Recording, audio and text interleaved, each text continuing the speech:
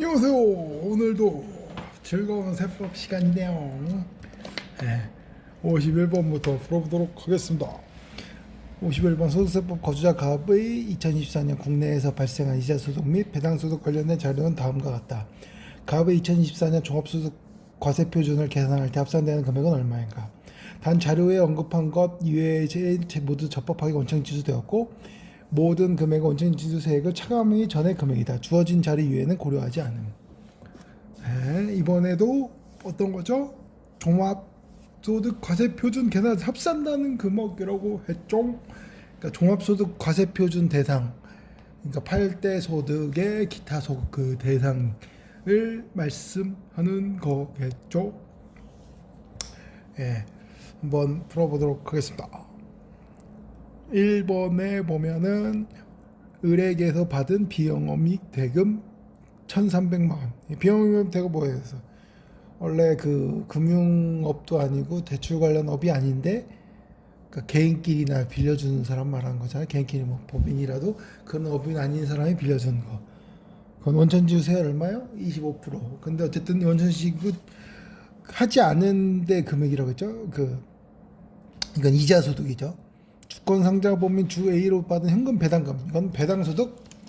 배당소득에서 제일 중요한 건 뭐라고 했죠? 이중과세를 완화하기 위해서 근로업소업 대상을 찾는 거. 이거는 국권상각법인 내국법인이니까 근로업소업 대상이죠. 비상장 내국법인인 B가 자기 주식 소각 이익을 2024년 5월 2일 자본 전입 결의하였고 자기 주식 소각 이익 있죠. 이번에 그 삼성도 자기 주식 소각을 한다고 했죠. 자사주 소각. 그 소각을 5월 2일에 자본 전입을 결의했대요. 그러면 그때 기준으로 해서 그러니까 자본 전입이 된 거고 그에 따라 2024년 7월 1일 갑에게 무상주를 교부하였음. 그렇죠? 그 무상주를 받았다죠. 그러니까 이게 어떤 거예요? 의제 배당을 했다는 거예요. 2024년 국내에서 받은 이자 소득이니까 이때 쉽게 말해 이 사람 보면은 갑에게 소득이 생긴 거죠. 세법상 수입 시기 현재 갑에 교부받은 무상주가 액면가액은 300만 원이고 시가는 600만 원. 그러니까 이 300만 원 액면가액으로 할 건지 시가로 할 건지인데 이거는 세법상은 액면가이죠. 예, 자기 주식 소각 이익을 그 사람한테 과세할 때는 그 이익에 대해서 액면가액. 이게 실질적으로 준 액면가액대로 했는데 실제 거래되는 시가는 600만 원이라는 거예요. 주식 소각이 2021월 5일이며 소각 당시 자기 주식의 시가는 취득가액을 초과함. 이게 왜 그런가 느끼는데 저는 볼 때는 어차피 이 사람이 이거에 이렇게 취득해서도 팔 때 이거에 차익이 나잖아요. 그럼 또 세금을 내야 되니까 그런 거라고 생각을 해요. 어쨌든 이 액면가액으로 하는 거고 실제 준 것도 액면가액이니까요. 그럼 여기서 합산된 소득을 찾을 때 이자소득 1 비영업 대금 1,300만 원. 이 주권상각은 내국법인 현금 배당금 500만 원. 여기서 중요한 게 뭐랬어요? 이게 이자 소득이고 이거는 배당 소득인데 어떤 대상? 근로수업 대상. 네, 이게 중요하다고 했죠. 3번 자기 주식 소각 이익을 어쨌든 자본 조합을 결의해서 무상주를 교부했잖아요. 그러니까 이때 2024년 회계 기간 기준으로 그걸 받았으니까 이 언제 그 액면가액을 쉽게 말해서 그 소각일을 했다는 걸 불문하고 이때 받았으니까 2024년에 소득이겠죠. 예, 소득이니까 얼마 아까 말씀한 그 액면가액 있다고 했죠. 이거는 이렇게 하겠죠. 자기 주식 소각 이번에 삼성전자 한 거 말하는 거예요. 자사주 소각 아주 멋있잖아요. 말로만 해도. 이거는 아까 액면가액 그랬죠. 300만 원 실제 준 300만 원이고 이것도 배당 소득이에요. 의제 배당 소득인데 이거는 근로수업 대상, 이거는 자본 전입을 했다고 하죠. 자기 주식 소각 이익인데 그 자본 전입을 했으니까 이거는 세금을 법인세를 안 낸 거예요. 그러니까 그 자본 이익인 거예요. 자본 이익. 이게 보면 이익잉여금, 이게 자본에서 이익잉여금 전으로 그 쉽게 말해 자본 전입하는 게 있고, 자본이익이죠. 자본이익. 이건 자본끼리 이게 쉽게 말해서 거래를 해가지고 이득이 난 거고, 그러니까 소각을 자본 거래로 해서 이득이 난 거고, 이익잉여금은 뭐 거의 그 당기 순이익에서 넘어가가지고 이익잉여금이 쌓여가지고 그걸로 결의해서 배당을 주는 것인데, 이건 의제 배당인데 법인세를 안 맞은 거니까 근로수업 대상이 아니다. 그러면은 그 근로수업 대상 소득은 장은 원래 500만 원인데 이거랑 작은 거라고 했죠. 금융수도 2천만 원까지는 근로수업 대상이라도 보호하지 않는다. 왜냐하면 단일세율 14%로 끝나니까. 이거보다 큰 금액, 이거 남는 금액만 근로수업 대상이라고 했죠.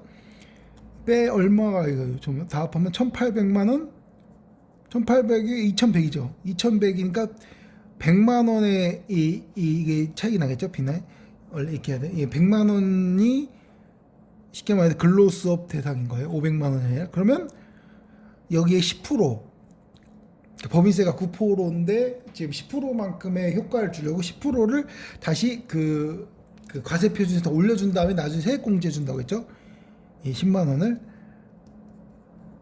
그러면 그 보시면 이 종합고세판은 이거 다 한 2,100만 원에 이거 10만 원, 2,100 10만 원이겠죠. 2번 이제 52번으로 넘어갈게요. 소득세법 법인세도 다음에 10개월 도매법을 영위하고 있는 계속사입증 A의 2024년 1월 1일부터 12월 31일 자료이다. A가 개인 복식부기 의무자임을 경우에 기부금이 필요경비 불산임액과 법인 사업연은 0년과 같고 사회적 기업이 아님 일 경우 기부금의 송금불산임액을 계산하면 각각 얼마인가. 단 A에게는 다른 소득이 없으며 기부는 A가 직접 하였고 모든 증명을 갖추었다 가정한다. 주어진 자료 외에는 고려하지 않음. 뭐 기부금 한도를 구하는 건데 또 여기서 개인도 구하고 법인도 구하라는 거예요. 그리고 개인은 복식부기 의무자가 아니면은 이 기부금에 대해서 소득공제를 안 해주죠. 이거를 말씀드리는 거예요. 이 복식기 의무자니까 해야 된다는 거고 소득공할 수 있다는 거고, 0년 책령력자에 있어서 달력년, 그러니까 이거랑 회계연도가 비슷한다는 거고, 그러니까 사업연도는 0년 같고 회계연도가 1, 2로 3, 4 그런 거랑 똑같다고 하고 이거랑 똑같다는 거고, 사회적 기업이면 원래는 일반 기부금 대상자는 20%를 해주는데 이거는 사회적 기업은 10%만 된다는 거고, 어쨌든 모든 증빙이 갖췄으니까 모든 이거에 대해서 적격 증빙을 갖췄다는 거니까 계산을 해볼게요. 기준소득 대상자죠. 기준소득 금액이 이걸 기준해서 쉽게 말해서 이거는 기부금 보시면 2월 6일 송금 차임 전이면서 기부금 필요경비 또는 송금 사입을 산입하기 건 금액이에요. 원래 기부금을 빼기 전 금액으로 이렇게 해준 다음에 전에 근로수업처럼 이걸 올려 그렇게 하는 거거든요. 어쨌든 이게 기준소득 금액을 한번 이게 하나씩 해볼게요. 1. 기준소득 금액이 1억 7천만 원. 여기서 아까 어떤 거부터 빼라고 해서 특례, 그 다음에 뭐예요? 일반, 그리고 비지정. 이거는 송금에 산입되지 않는다고 해서 특례는 법인 50%, 개인은 100%. 다 해주고, 일반은 법인은 10%고 개인은 30%예요. 그리고 이걸 법인, 개인을 다 구하라고 했죠. 기준소득세는 똑같고, 종교단체 기부금은 뭐였어요? 저희가 종교단체에 기부금 내잖아요. 그리고 기부금 소득공제해야 된다. 이거 영수증 달라고 하잖아요. 이 종교단체 기부금 일반이죠. 일반이에요. 500만 원 일반이고, 여기 개인도 똑같이 일반으로 들어가요. 그리고 이 비지정 기부금이 보시면 이거 아래부터 할게요. 실비로 이용 간의 아동복지시설 특수관계이면 안 되는데, 특수관계에 대한 금전 외의 자산 기부금. 그러니까 쉽게 말해서 돈이 말이라 그 유품, 쉽게 말해서 뭐라고 해야 돼? 현물로 줬다는 거, 현물. 물건으로 줬다는 거죠. 이거로 보면은 장부가액이랑 시가가 있죠. 근데 장부가액으로 하면은 한도가 이게 더 작게 잡히니까 금액이 작을수록 기부를 더 많이 하는 이점이 있겠어. 그래서 법인은 특수관계에 있는 사람은 장부로 왔는데, 특수관계가 아니면은 이거 중에 큰 거, 시가랑 장부 중에 큰 걸로 왔는데, 특수관계가 아니면 장부가예요. 왜냐하면 법인은 이것도 일반인데 그 법인은 더 기부를 많이 하라고. 여기 보시면 이거는 현물이면서 아동복지법이 이것도 일반인데 현물 2천만 원. 여기 개인은 돈도 없으면서 너무 많이 기부하면 안 되잖아. 개인은 돈 벌어야 되잖아요. 개인은 이거 중에서 장부랑 시가 중에서 큰 거 이거 3,500으로 해줘요. 그 비지정 기부금은 여기서 보시면은 장애인 유료복지시설에 대한 기부금은, 근데 여기서 다 맡긴 것 같아요. 유료잖아요. 여기 이 무료면은 이게 지정 기부금인데, 이것 때문에 비지정 기부금이 되는 거예요. 유료로 돈 받으면서 장애인한테, 어때 장애인을 위한 시설이라 해도 돈 받으니까 얘한테는 혜택을 줄 수 없다 이거죠. 2월 결손금은 2천만 원. 똑같이 아까 기준소득 금액에서 어떻게 해야 돼? 2천만 원을 빼줘야 돼요. 그러면 이 기준소득 금액이죠. 여기서 2천만 원을 여기서 2천만 원을 빼준 금액으로 둘 다 시작하는 거예요. 그럼 1억 5천이죠. 왜냐면 결손금도 돈도 빚이, 그러니까 어쩌면 그 메꾸지도 못했는데 그거라도 기부금하면 안 되잖아요. 1억 5천으로 시작해서, 이 법인은 제가 말씀드린 대로 특례는 여기서 50%잖아요. 50%면 어차피 이 특례는 다 되는 거고 없으니까. 개인은 무한정, 그러니까 100%고, 일반이랑 현물은 법인은 10%. 그러니까 여기서 50% 뺄 게 없잖아요. 특례가 없으니까 1억 5천에 10% 하면 1,500만 원이죠. 그러니까 법인은 이 두 개 합친 거에서 이 일반 할 수 있는 한도가 1,500만 원이에요. 1,500만 원이니까 이게 한도에서 이게 과다한 거죠. 그렇죠? 그러면 얼마예요? 2,500인데 1,500까지 한도니까 1,000만 원이 더 쉽게 말해서 송금불산이 될 거죠. 여기 비지정까지 있으니까 4천만 원이 송금불산입 기타 사회 유출. 4천만 원이 경비를 안 쳐주겠다 이거예요. 이제 개인으로 볼까요? 개인은 한도가 아까 말씀 여기서 100%였고 1억 5천에서 여기서는 30%예요. 30%. 근데 여기서 30%인데 문제는 종교 있죠. 종교는 너무 막 교회에 막 빠지거나 그런 것도 있고, 교회 많이 해서 경비 처리를 하면 좀 정부에서 좀 그렇다고 봐서 그런지 몰라도, 이 종교 기부금은 10%까지만 하게 해줘요. 그 나머지 기부금은 종교비용에서 만약에 안 되는 거에 대해서 그래서 남는 부분에서 더 할 수 있게 돼서 어떻게 산식이 되냐면 우선은 1억 5천에서 종교기부금을 10%를 하고 더하고 그리고 아까 말씀드렸죠. 1억 5천에서 나머지 20% 있죠. 20%에서 20%나 이거 중에 작은 거 20%나 아니면은 5월 여기 저희가 할 게 뭐예요? 4천 이거랑 이거 4천이에요. 4천 이거 종교비 뺀 거 나머지만 20% 해준다고 했잖아요. 20%하고 나머지가 종교에서 만약에 남은 게 있으면 여기도 해주는 거예요.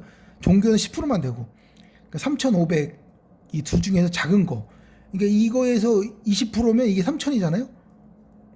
20%니까 3,000에서 3,500을 쉽게 말해서 종교 외가 3,500인데 이게 작으니까 3,000이 되겠죠. 근데 여기가 1,500인데 아까 종교 10%가 1,500인데 종교가 어떻게 됐어요? 500밖에 없잖아요. 500을 빼면 1,000만 원이 더 있잖아요. 여기가 500이 남으니까 또 다 되는 거예요. 그러니까 4,500이 한도예요. 한도인데 이거랑 이거 합해서 4,000이잖아요. 그러니까 다 되는 거예요. 만약에 이게 종교 외가 만약에 0원이에요. 종교는 만약에 3,000이었어요. 그럼 아까 1,500만 되고 이거는 작은 거니까 아예 안 되는 거예요. 그러니까 10%만 되니까 아까 1,500만 되니까 1,500은 또 송금 불산입되고 나머지 2월 결손금으로 넘어가는 건데 지금은 여기서 500이 남았는데 여기 종교에서 1,000만 원이 남았잖아요. 그래서 4,500을 다 할 수가 있는 거예요. 그렇죠? 4,500을 다 공제가 되니까 이제 세무 조정할 게 없죠. 그리고 아까 전에 말한 비지정 기분 3,000만 원만 송금 불산입 기타 사회 유출 처리하면 되죠. 여기 복식기장 의무자니까 되고 그러면 이 4,003 이렇게 보시면 송금 불산입 계산을 하고 했으니까 아까 3,000이었죠. 여기 보시면은 법인이 그러니까 개인이 기억이죠. 기억이 3,000이고 법인이 4,000이잖아요. 그러니까 이거 4번. 53번을 풀어볼게요. 53번 이거 되게 중요한 거예요. 53번. 이게 썰도 풀 수 있어요. 왜냐하면 이걸로 제가 세금을 아껴줄 수가 있는 이게 세금이라는 거는 사후적으로 아끼기가 쉽지 않아요. 왜냐면은 사후적은 원래 대의할 수 있는 것만 할 수 있는 거고 잔금을 치르고 나면 근데 사전적인 것은 그거를 계약하거나 잔금 치르기 전에 그 세법에 따라서 유리하게 이게 탈세가 아닌 절세를 할 수 있는 거잖아요. 세법상 유리하게 그런 거랑 하나가 있는데 그런 게 여러 가지 있어요. 근데 그런 거 중에서 우선 이 문제를 풀어보면서 또 썰을 풀도록 하는 재밌는 시간을 갖도록 하겠습니다. 53번 소득세법 거주자 갑은 2024년 6월 30일 국내에 보유하고 있는 건물과 토지를 건물 이게 1,000원이죠? 이게 3억 원이에요. 토지는 그러니까 2억 원으로 하여 특수관계인 을에게 일괄 양도하겠다. 한 번에 양도했는데 토지가 건물은 3억, 토지는 2억으로 해서 특수관계 아닌 일에게 일괄. 이 경우에 건물의 양도차액은 얼마인가? 이게 그 실거래가 보면은 명의가 한 명으로 안 있으면 건물이랑 토지에 대해서 따로 실거래를 써야 돼요. 그 실거래가를 해줘야 돼요. 그런 게 있거든요. 그런 거 같고 또 보시면 일괄 연계인데 이 건물가에 토지가 나눠서 했다는 거예요. 실거래를. 그리고 실질거래 감정평가 아래 이렇게 나와 있고 아래 기재는 외에 매매세 감정평가 없다고 하고 계약서상 양도금액 양도금액이 계약서상 그리고 취득시 양도시 감정평가 금액 건물은 정액법 월할 상각하며 사업소득금은 계산시 필요경비에 산입하였다. 갑은 취득시 건물과 토지 모두를 자신의 명의로 등기하였으며 기준시기는 다음과 같다. 기준시가가 있고 양도시 양도 작성 비용 건물 취득시 완료한 외벽의 비용 이게 그 기타 비용이죠. 그 비용에 대해서 이게 비용이 맞는 거. 이거에서 제일 유점이 뭐냐면 양도 차익이에요. 건물의 양도 차익이에요. 왜냐하면은 사람들이 건물로 이걸 양도 치는데 보시면 이게 이렇게 나오는데 이게 되게 쉬울 것 같잖아요. 양도가액에 시가 있으니까 이걸 빼가지고 그냥 이거 경비로 해가지고 이 양도가액이랑 이거 안분해서 작성하면 될 것 같은데, 양도 금액이 보시면은 총 다 해서 건물이랑 토지가, 건물이 33억, 토지가 2억이에요. 그럼 다 하면 5억이잖아요. 1,000원이니까 이 억이에요. 이 1,000을 뺀 거예요. 근데 5억인데 본인이 계약상 쓴 거예요. 근데 건물이랑 토지 가액을 본인이 이거 쓴다고 했는데 세무서에서 무조건 인도할 수가 없는 게 이런 게 있어요. 건물 같은 경우는 취득 시에 보면은, 옛날 같은 경우 보면은 그 건축주 직영공사를 하는 경우가 있는데, 직영공사를 하다 보면은 건축비에 대해서 그게 그 신고가 안 들어가기 때문에, 개인이 직영공사면 건축에서 그 환산해가지고 기준시가로 안분해가지고 건축비를 잡는 게 있어요. 왜냐하면 제가 말씀드린 대로 그게 그 불분명하면은 감정평가액, 그 다음에 기준시가, 그 다음에 장부금액, 그 다음에 계약상 금액, 이런 식으로 그 평가에서 그 금액이 맞는지 하는 게, 이유가 뭐냐면 옛날 토지 같은 경우는, 지금도 마찬가지지만 토지는 LH 택지 같은 경우는 분양가 이하로 막 취득한 것도 있지만 그 분양가로만 그 막 전매를 했던 경우도 있고, 토지 같은 양도세가 비상용 토지는 10%가 또 증가돼요, 기본 세율에. 그렇죠? 그러니까 세금 양도세가 세고 그런 거기 때문에 편법 계약들이 많은 경우도 있어서 토지 가액이 낮은 경우가 많아요. 맞고, 근데 건물 가액도 불분명한 거예요. 불분명한 상태에서 건물 취득 가액도 불분명하면 그 환산 가액이나 기준시가액으로 안분해서 건물 가액을 잡는데, 그게 그 우선 건물 가액이 높여서 전체 매매가가 10억이면 건물 가액을 높여서 기준시가로 안분했을 때 토지 가액은 낮으니까 토지 양도 차익이 크면 클수록 양도세를 많이 나오잖아요. 근데 건물은 그 이 기준 그 시가로 하니까 만약에 거의 5대5나 그렇게 되는데, 그 토지 양도세를 줄이기 위해서 건물 가액을 엄청 높여 쓰고, 그러니까 원래 건물 취득 가액이 쉽게 말해서 없으니까 높여 쓰고, 토지 가액을 낮춰서 기준시가 그렇게 해서 그 매매가를 양도씩 잡는 거예요. 양도시 자기 멋대로, 양도금액 있죠. 이거를 자기 멋대로 쉽게 말해서, 이건 변해요. 10억에 매매를 했는데, 공도 많죠. 10억에 매매했는데 토지가 취득가액, LH나 그런 데 뭐 토지 취득가액이 3억에 샀어요. 일반 택지를 5억에 샀는데 그 이 공시지가로 하니까 만약에 안분하니까, 그러니까 5대, 그러니까 뭐 4대, 토지가 4고 건물이, 토지가 6이고 건물이 4예요, 비율이. 원래 이 건물 그 할 때는 기준시가로 안분, 아까 말씀 기준시가로 안분하는 게, 감정평가는 거의 잘 안 하니까요. 하면은 6으로 하면은 토지가 기준시가 취득가액 6억인데 나중에 양도가액에서 6억이 그 양도가액으로 보는 거예요. 그렇게 하면은 양도 차익이 크잖아요, 3억이.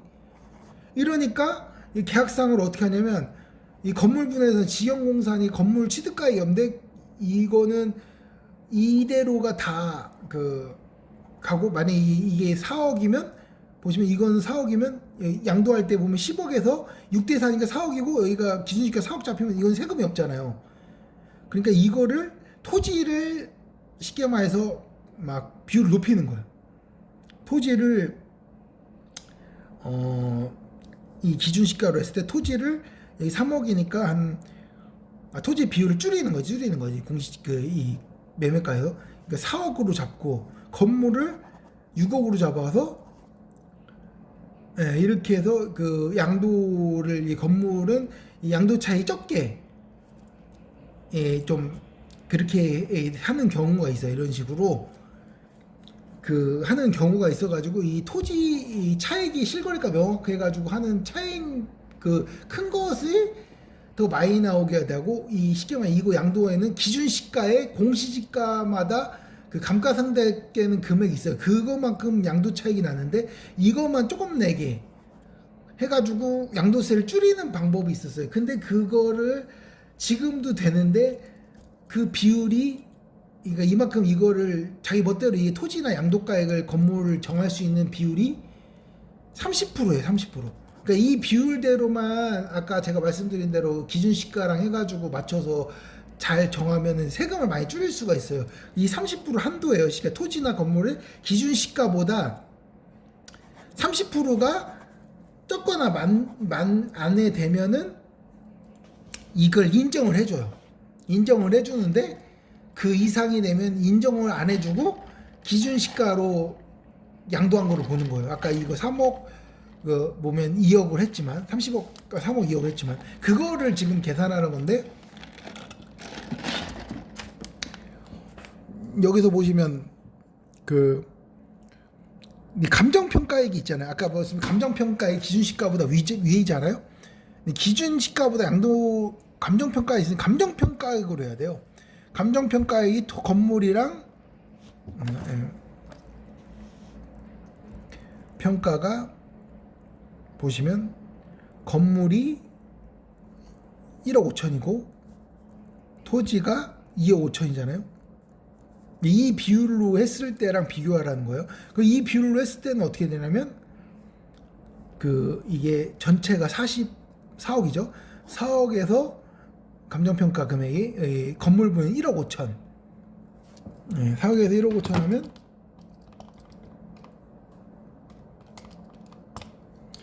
이 건물 이 비율이 37.5%예요. 그러니까 아까 50억에서 37.5%가 그 아까 5억이죠. 5억에서 37.5%가 이게 5억에서 그러면 1억 8,750만 원. 이게 건물분에 대한 그 쉽게 말해서 양도 가액이 되는 거예요. 근데 이 사람은 30억을 낸 거예요. 그러니까 제가 말씀드린 것처럼 세금을 안 분했을 때 본인한테 유리하게 하려는 거예요. 건물 비율을 높여야 유리한 경우가 많아요. 왜냐하면 토지가 거의 금액이 낮아요. 왜냐면 건물 비율은 알 수가 없기 때문에 기준 시가로 환산가액으로 잡아서 잡거든요. 그렇기 때문에 그 건물가액이 높게 잡을수록 토지 양도 차익이 적겠다니까 그렇게 하는 경우가 많이 있었어요. 그런 경우를 약간 어쨌든 하려고 이렇게 했는데 그거는 만약 30%가 넘으면 인정 안 해주니까 1억 8,750만 원에 이게 30억에서 위로 아래로라고 했잖아요.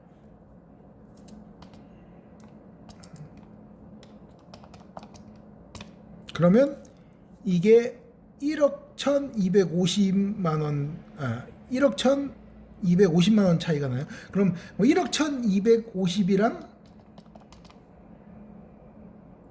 1억 8,750이랑 비율 차이가 이게 60%예요. 60%니까 이게 원래는 30%에 안해돼야 되는데 넘잖아요.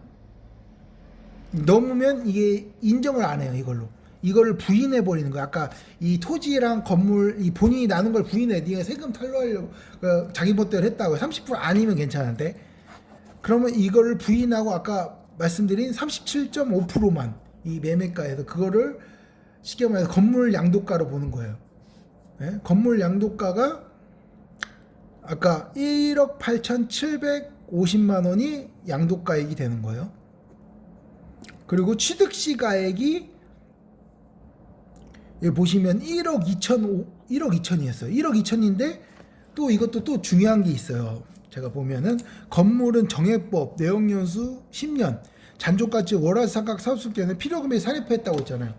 그러니까 이런 게 있어요. 건물 같은 경우는 소득세를 낼 때 감가상각비를 필요경비로 산입을 할 수가 있어요. 그런데 그건 아파트도 가능해요. 근데 문제는 감가를 하면, 그러니까 여기서 소득세에서 종합소득세에서 감가를 하면 양도소득세에서는 그걸 필요경비에서 더 줄여줘야 돼. 그러니까 양도차익이 한꺼번에 발생이 더 많이 되니까, 만약에 양도차익이 나게 되면 그 세율이 높아지잖아요. 그게 높을수록 한계 세율이 높으니까 세금을 더 많이 내요. 만약 양도차익이 적게 나서 한 상가 같은 거 손실이 많이 날 것 같아요. 뭐 토지나 상가 같은 경우, 토지는 아닌데 상가 같은 경우 손실이 많이 날 것 같아서 그거에 대해서 감가상각을 해서 나중에 차익이 없게 팔면, 종합소득세에서 만약에 소득세가 많은 사람들은 감가상각만큼 한계세율만큼 감가가 되니까 소득세 최고세 막 50% 정도 막 내는 사람들은 뭐 지방소득세 해가지고, 그럼 감가상각비를 거기서 털면은 그 쉽게 말해서 그 양도에서 쉽게 말해서 그 손해는 받는데 양도차익에서 거기서 또 이득을 그 경비 처리가 되니까 엄청난 이득이죠. 그래서 이렇게 상쇄시킬 수가 있다고요. 예. 근데 대신 이거 같이 한 번에 양도해서 양도차익 큰 양도세에서 만약에 이렇게 내게 되면 소득세는 조금씩 이 종합소득세에서 하니까 한 번에 이 과세되는 비율이 적겠지만 사람마다 틀리지만 이거 같은 경우는 한꺼번에 할 때 내잖아요. 그러니까 양도소득세 이렇게 하면은 최고 세율로 되겠죠. 비과세가 아닌 이상은. 그러니까 이 세태클 여러 가지 잘 생각하면서 해야 돼. 비과세 부분이면 말씀에 비과세 부분이면 10억 이하면은 비과세 터니까 상관없겠죠. 일가 오실 때. 근데 이거 같은 경우 양도세를 내니까 감가상각을 해줘야 된다고 했죠. 보면 정액 내용은 10년이라고 했죠. 그러면 취득가액에서 줄어야 돼요. 보면은 여기 곱하기 10분의 1, 10년에 이 12개월에 이게 보시면은 이게 2024년 6월에 차익했고 취득 시 2021년 1월이잖아요. 그럼 3년 6개월이죠. 3년이면 36개월, 6개월이면 6을 더하면 돼. 36 더하기 6은 40이죠. 이 비율이 감가상각한 그 누계액이죠. 그러면 1억 2천에 10분의 1이니까 1200이겠죠. 1200에 이 42개월이니까 이게 3.5예요. 그러면 4억 2천. 4억 2천만큼 감가상각 됐다는 거예요. 여기서 이 4억 2천을 빼줘야 돼요. 그러면 7억 8천. 이게 지금 건물의 그 현재 그 쉽게 말해서 세법상 텍스 밸류가 되는 거죠. 이게 쉽게 말해서 지금 현재의 가치, 취득가액이 되는 거고, 세법상 그때 현재가 아니라 취득 시 이제 취득가액이 돼버리니 그만큼 감가상각 했으니까. 그럼 1억 8,750에 7억 8천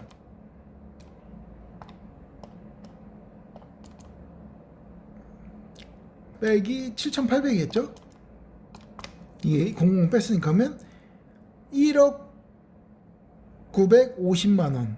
이게 양도 차액인데 그 기타 아까 말씀드린 이걸 안 뺐잖아요. 이거 그 양도시 그 작성 비용 이것도 아까 말씀드렸지만 이 기존에 했던 건 부인하고 이걸로 해야 돼요. 37.5% 아까 그 감정 평가를 한 거. 또 그리고 건물 취득 외색의 도색 비용도 있었죠. 근데 도색 비용은 이거 취득의 도색 비용은 그게 있어요. 제가 전에도 말씀드렸지만 자본적 지출도 보면은 시스템 에어컨이라서 부착한 거는 그 자본주의 양도세 경비태인데 투애니언 같이 부착이 안 된 것은 그 자본적 수익적 지출로 해가지고 그거는 그 종합소득세에서 경비 처리를 해줘요.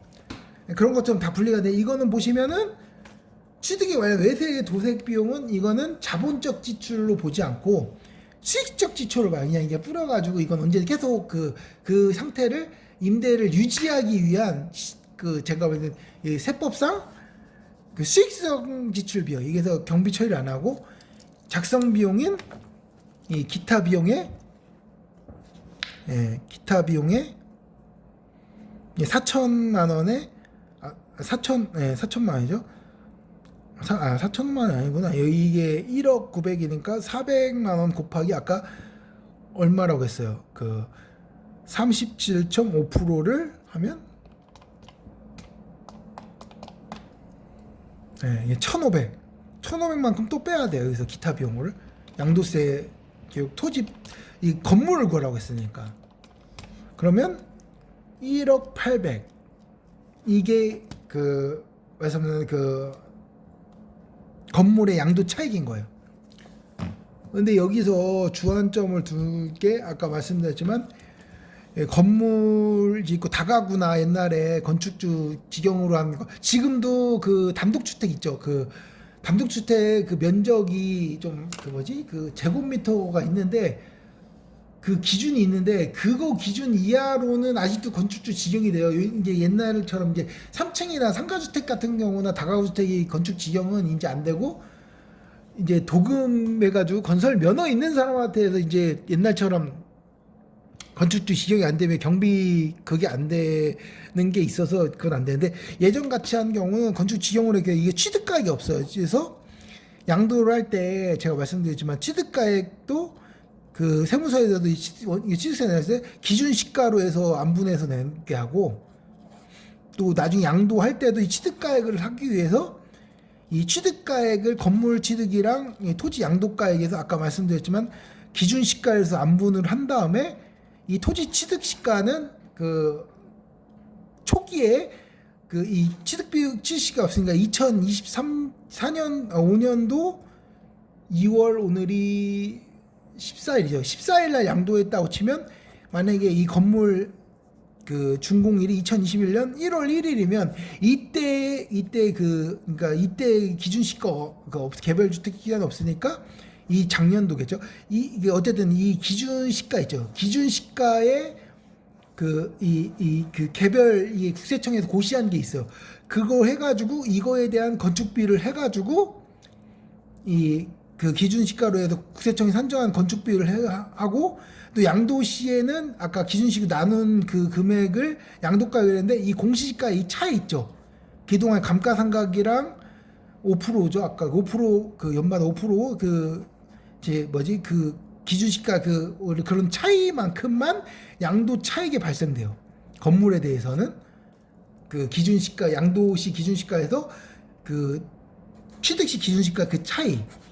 그래서 약간 여러 가지 지수별 그 가감한 게 있어요. 건축물마다 그렇게 양도 차익이 되게 적어요. 건물부는 적기 때문에 이 건물에 대해서 이걸 아까처럼 이 금액을 올리는 거예요. 올려서.